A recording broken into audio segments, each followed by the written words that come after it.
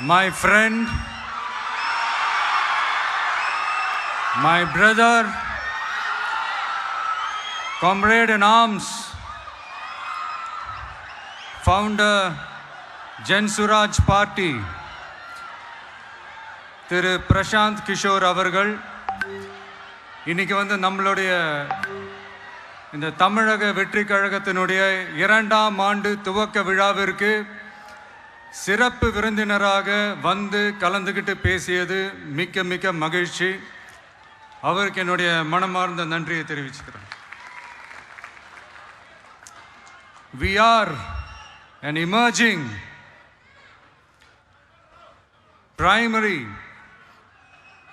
political force in Tamil Nadu politics with a firm commitment to create history in the upcoming 2026 assembly elections of Tamil Nadu, like 1967 and 1977 assembly elections of our state.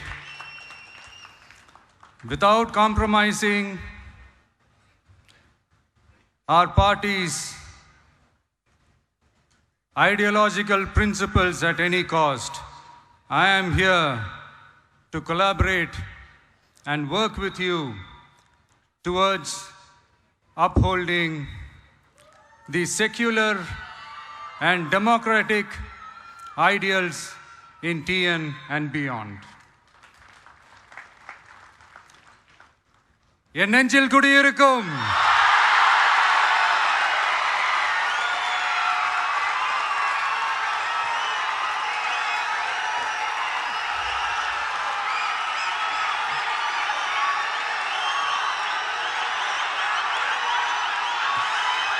என்னுடைய தோழர்கள், தோழிகள்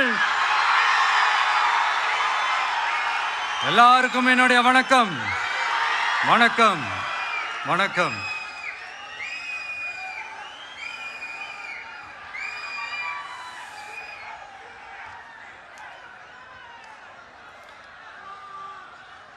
இந்த அரசியல்னாலே வேற level தான்ல.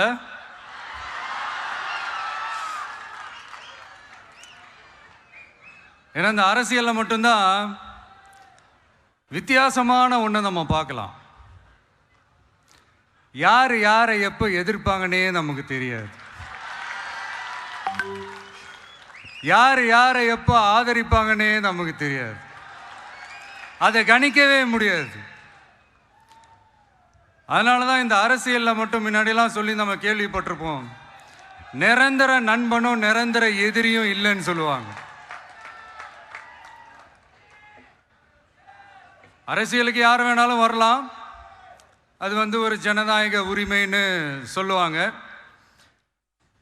ஆனால் மக்களுக்கு ரொம்ப ரொம்ப பிடிச்சி போன ஒருத்தன் அரசியலுக்கு வரான்னா அதை கண்டிப்பாக நல்லவங்க எல்லாம் வரவேற்பாங்க. ஆனால் ஒரு சில இந்த அதிகார இல்லை அது வேணாம், ஒரு சில பேருக்கு மட்டும் கொஞ்சம் எரிச்சல் வரத்தானே செய்யும். அது இருக்கும் தானே. என்னடா இவன் திடீர்னு ஒருத்தன் என்ட்ரி கொடுத்துட்டானே, இது வரைக்கும் நாம சொன்ன பொய்யெல்லாம் நம்பிக்கிட்டு மக்கள் நமக்கு ஓட்டு போட்டுக்கிட்டு இருந்தாங்களே,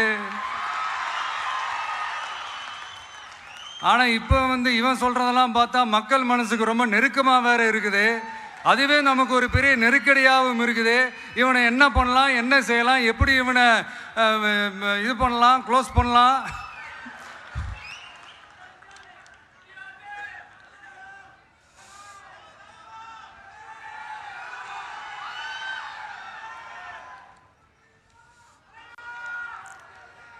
எப்படி இவனை க்ளோஸ் பண்ணலாம், ஒரு கன்ஃபியூஷன் ஒன்று வரும். அந்த கன்ஃபியூஷனில் கத்துறதா கதறதா என்ன பண்ணுறதுன்னு தெரியாமல் வர்றவன் போகிறவன்லாம் கட்சி ஆரம்பிக்கிறான்னு சொல்லி இப்படி ஏதாவது பேச ஆரம்பிப்பாங்க. இப்போ நம்ம ஆட்சியில் இருக்கிறவங்க நமக்கு எதிராக பேசுகிறாங்க இல்லையா, அந்த மாதிரி. இப்படிப்பட்ட ஒரு அரசியல் காலத்தில் கொஞ்சம் கூட ஒரு பயம் இல்லாமல், ஒரு பதட்டம் இல்லாமல், வர்ற எதிர்ப்புகள் எல்லாத்தையும் சும்மா லெஃப்ட் ஹேண்டில் டீல் பண்ணிக்கிட்டு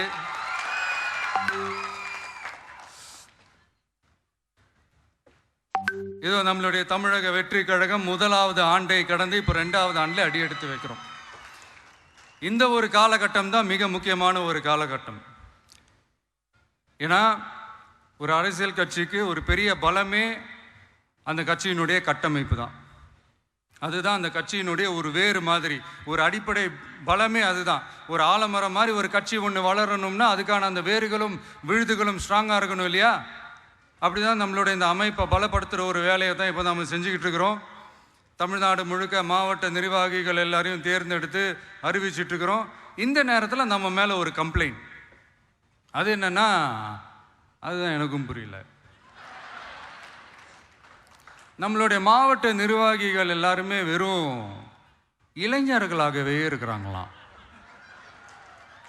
ஏன் இருந்தா என்ன?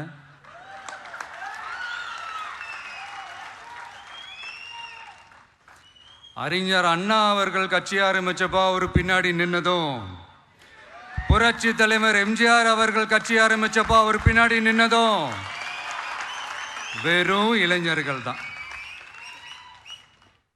அந்த இளைஞர்களால தான் 1967லையும் 1977லையும் அந்த 2 தேர்தலையுமே ஒரு மிகப்பெரிய ஒரு வெற்றி கிடைச்சது. வரலாறு, அதுதான் வரலாறு. இப்போ அதே மாதிரி நம்ம மேலே இன்னொரு கம்ப்ளைண்ட், அது என்னன்னா, நம்மளுடைய கட்சி நிர்வாகிகள் எல்லாருமே சாதாரண குடும்பத்திலிருந்து வந்தவங்களாம். அதே தான் இங்கேயும் கேட்குறேன், ஏன் வரக்கூடாதா?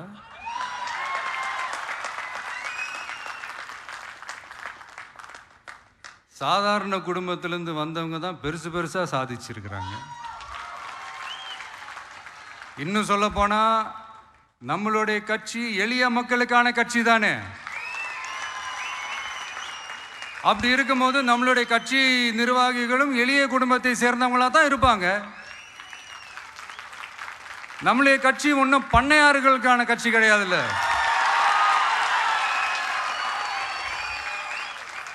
முன்னாடிலாம் அந்த காலத்தில் பண்ணையாருங்க தான் பதவியில் இருப்பாங்க. இப்போ கொஞ்சம் உள்டா மாறிடுச்சு, பதவியில் இருக்கிறவங்களாம் பண்ணையாரா மாறிடுறாங்க.